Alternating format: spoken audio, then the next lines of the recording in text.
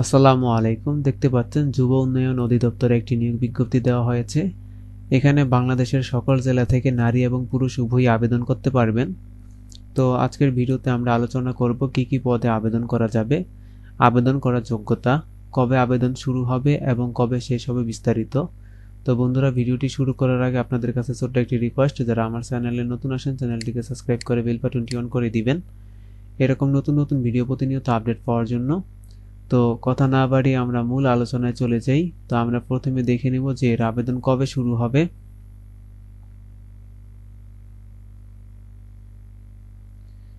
তো দেখতে পাচ্ছেন এর আবেদন শুরুর তারিখ 3/11/2024 সকাল 10টা থেকে এবং আবেদন করা যাবে 2/12/2024 বিকাল 5টা পর্যন্ত। আবেদন করার জন্য একটি ছবির প্রয়োজন পড়বে। ছবির সাইজ হবে 300x300 পিক্সেল এবং একটি স্বাক্ষরের প্রয়োজন পড়বে। স্বাক্ষরের সাইজ হবে 300x80 পিক্সেল।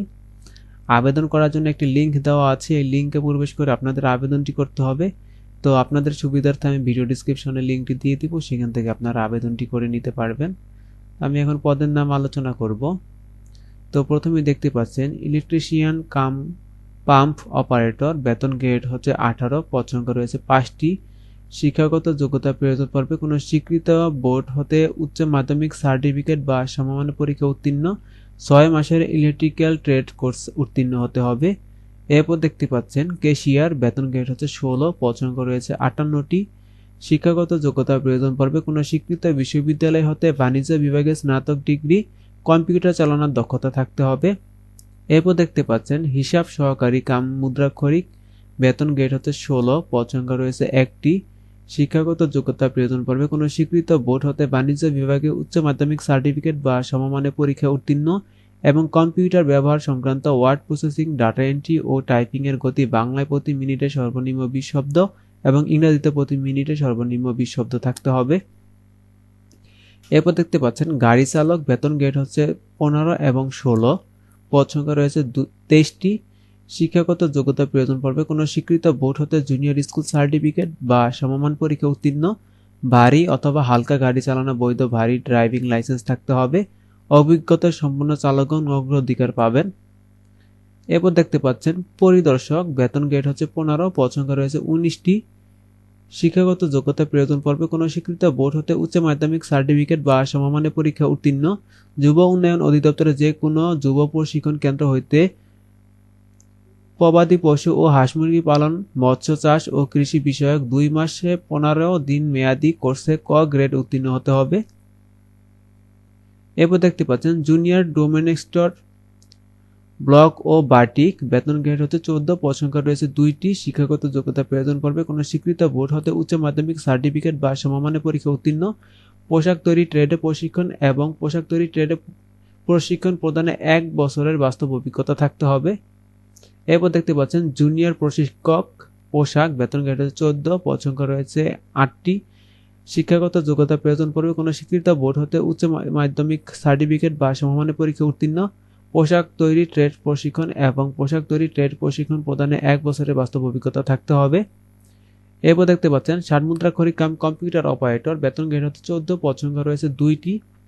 শিক্ষাগত যোগ্যতা প্রয়োজন পড়বে কোনো স্বীকৃত বিশ্ববিদ্যালয় হতে অনন্য দ্বিতীয় শ্রেণী বা সমমানের সিজিপিএতে স্নাতক বা সমমানের ডিগ্রি, কম্পিউটার ব্যবহারের দক্ষতা এবং 60 লিপি বাংলা প্রতি মিনিটে 45 শব্দ এবং ইংরেজিতে 70 শব্দ গতি থাকতে হবে। কম্পিউটার মুদ্রাক্ষরে বাংলা 25 শব্দ এবং ইংরেজিতে 30 শব্দ গতি থাকতে হবে। এরপর দেখতে পাচ্ছেন কম্পিউটার অপারেটর, বেতন গ্রেড হচ্ছে 13, পদ সংখ্যা রয়েছে 2টি। শিক্ষাগত যোগ্যতা প্রয়োজন পড়বে কোনো স্বীকৃত বিশ্ববিদ্যালয় হতে বিজ্ঞান বিভাগে স্নাতক বা সমমানের ডিগ্রি, কম্পিউটার মুদ্রাক্ষরে প্রতি মিনিটে বাংলা 25 শব্দ এবং ইংরেজিতে 30 শব্দ থাকতে হবে। তো এই ছিল পদগুলো। তো আমরা এখন দেখে নেব আবেদন করার জন্য কত টাকা জমা দিতে হবে এবং কিভাবে টাকাটি জমা দিতে হবে। তো দেখতে পাচ্ছেন পরীক্ষার ফি বাবদ বিজ্ঞপ্তিতে 1 থেকে 8 নং ক্রমিকের জন্য 223 টাকা পরীক্ষার ফি এবং পরীক্ষার ফি 200 টাকা, টেলিটক সার্ভিস চার্জ বাবদ 30 টাকা সহ এবং 9 নং ক্রমিকদারের জন্য 112 টাকা পরীক্ষার ফি বাবদ 100 টাকা, টেলিটক সার্ভিস চার্জ বাবদ 12 টাকা সহ সর্বমোট 112 টাকা। আবেদন করা 72 ঘন্টার মধ্যে জমা দিতে হবে।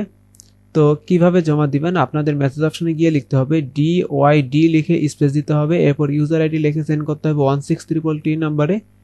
এরপর আপনাদের একটি মেসেজের রিপ্লাই দেওয়া হবে, সেখানে আপনাদের 8 ডিজিটের পিন নাম্বারটি দেওয়া থাকবে এবং দ্বিতীয় মেসেজ অপশনে গিয়ে লিখতে হবে DYD লিখে স্পেস দিতে হবে, এরপর ইএস লিখে স্পেস দিয়ে পিন নাম্বার বসিয়ে সেন্ড করতে হবে 16333 নাম্বারে।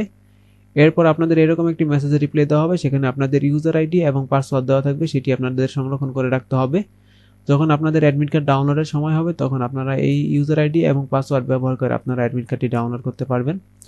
তো এই ছিল আজকের আলোচনা। তো আশা করছি আজকের ভিডিওটি আপনাদের ভালো লেগেছে।